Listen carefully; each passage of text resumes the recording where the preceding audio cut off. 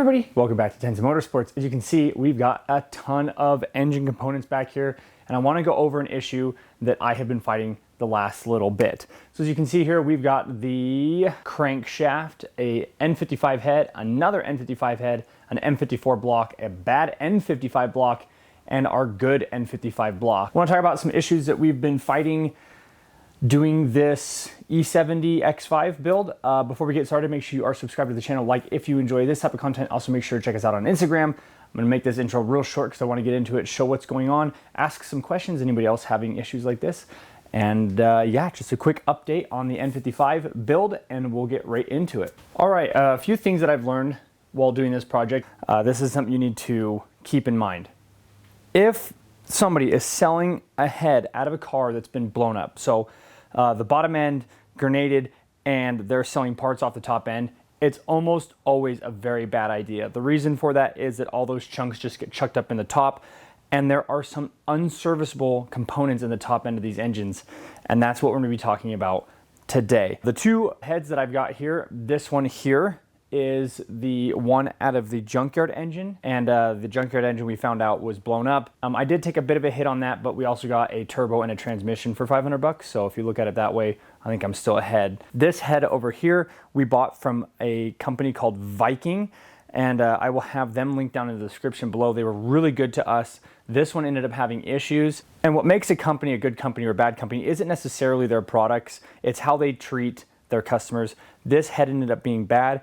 They said, don't worry about it. They shipped me one immediately later. They unpackaged a bunch because they had a bunch all packaged and ready to go. They took them down, pulled them apart, and showed me individual cam caps to show me what was going on with each one, and we picked the better looking one and they sent it up to me. Fantastic company. I highly recommend using them for BMW parts. If you have anything that you're looking for, check with them first. And again, I'll have their website and their eBay listing below. So we're going to pull this apart here in just a moment. I'll show you a couple of the cam caps, but this is essentially what's going on. The cam cradle on these heads are built into the head, where on a lot of other engines, the cam cradle is removable. So if you have issues with your camshaft, your cradle, the caps, you can just pull all that out and put new stuff in. If the cam cradle, I don't want to call it a cradle because it's part of the head. So if the head portion of the camshaft bearings, or lack thereof, is damaged in any way, you're done. There's really nothing you can do about it. And I don't even want to use the word bearing because there's no bearings in these. If you have damage on your camshaft and the cam caps and the head side, if those are damaged, you're done. There's nothing you can do. Most of the time when you have damage like that on any other component, you can clean it up, put a slightly thicker bearing on it, and slap it back together. We're good to go. You're back on the road. This is not that way. So when these get damaged, they're done. Now, the other thing I've been noticing is that there's a lot that have this. So there's a junkyard engine. That one did have damage because I think the bottom of it grenaded. This one here, this engine did not come from a damaged or salvaged car. This one here did not come from a car that had been blown up in the bottom end. This was a good running car when it was pulled. The heads that are in the E70, which is just right here, you can see the car, the cams that are in that car, I could see that they were getting damaged too. And so we'll look that over as well in just a moment. Just be really careful. These N55s, I don't know what's going on. I don't know if it's really just people neglecting them, or maybe they're not letting the cars warm up all the way, or maybe we should be using a different weight oil than what they recommend, but something is going on. And so anyways, let's get into these two. I'll show you some of the damage, some of the things to look for, and we'll go from there. So here is the head that I got from Viking. And I'm not sure if you can see from this shot, but I'll get some different shots. It's like super sludgy up here in the top end. And this engine was only supposed to have I think it had like 90,000 miles on it or something like that, which means that the oil in this had not been being kept up or something. I'm not sure what would cause this besides just like skipping oil changes, going way too long in between them. This is a pretty definitive tell that something was going on, something was neglected, because it's supposed to be way cleaner than this. I believe I am cam cap. I think I'm this one here. Hold on, let me look to see. I believe it's this cam cap here. So we'll pull this one off.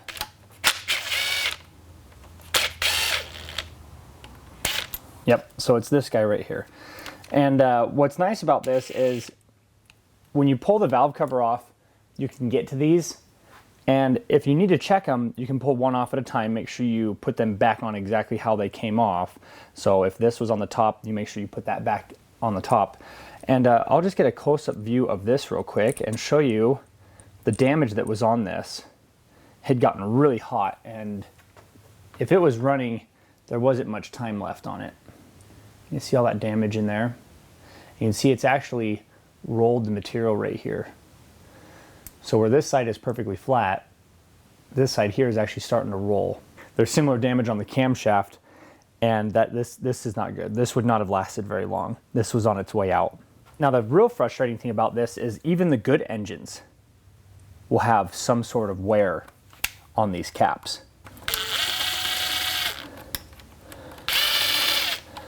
So I'm gonna grab a cap from the other engine real quick here, just to show you. Now here's another cap. You see all those lines in there? And you can actually feel them when you run your finger across them. I can actually feel the grooves inside that cap. And then obviously these corresponding marks are gonna be on the camshaft, and then they'll also be on the head itself, because whatever's making this mess here, it's being spun around on the camshaft. And with no bearings, how do you fix this? How do you correct that? You'd have to do a whole bunch of machine work, and it's not worth it. So I've been fighting this. I hope I'm not the only one who have fought this, because this is a very, very, very frustrating process. We had to unwrap a bunch and pull caps off and all sorts of things. It doesn't seem like the exhaust side, so this is the intake side, doesn't seem like the exhaust side seems to have that issue as bad, but I don't know. I don't know what's going on. So let's go look at the one that's in the car real quick, and we'll wrap this up. All right, here is the engine that's inside of our E70. This is the engine that came with the car. I actually haven't taken any of these caps off because I didn't know how it came apart, and I know you got to be careful about working with camshafts and things like that. You can break them. And so I didn't know that you could just inspect one at a time. But I noticed even before doing any of that, I saw this damage here. And we'll see if we can get a good shot of it. Here's a good cam cap right here to show it. You see how that metal's like spilling out the side there? That's gotten hot. That cap there, same thing. That cap there, not as bad. And then here's a cap that's good. This is what it's supposed to look like. Let's see if we get a shot here. Hold on, let me move the light. That's what the cap is supposed to look. The other's like no metal starting to come out the side. To this one here, look at that. How much crap's coming out of that one. Before I even knew that this was a thing, that this was a N55 issue, I was already aware that this engine was bad. I do want to take one of these off. We'll do that on camera.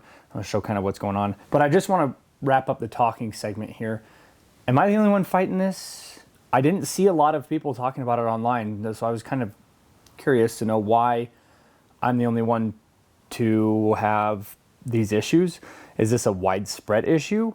I can't imagine I'm the only one who have fought this. I've gotten 4 different N55 heads now, and only one of them is good enough to, give the camshaft and the caps just a little bit of a polish, and then just hope that nothing goes on beyond that. Is this being caused from running low on oil, going too long in between oil changes? This one does have some sludge up top, not a ton, but there is some sludge up top on this one. There's a little bit more right there, you can see it. Are we low on oil? Are we running the wrong oil? Are we going too long in between oil changes? Are we driving the car hard before it's warmed up? Like, what is causing this issue?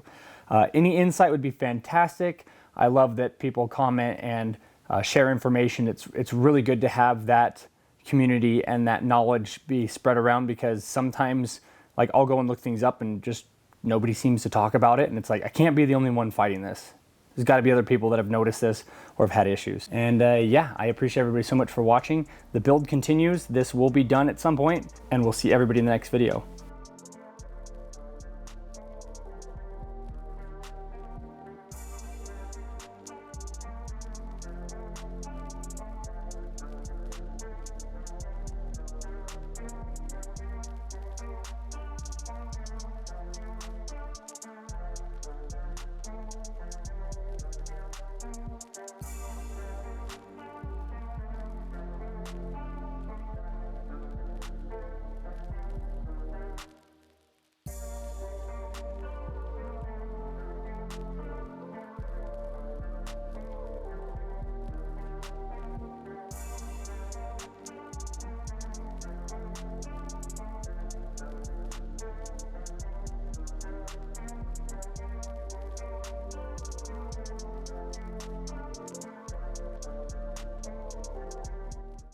Bam!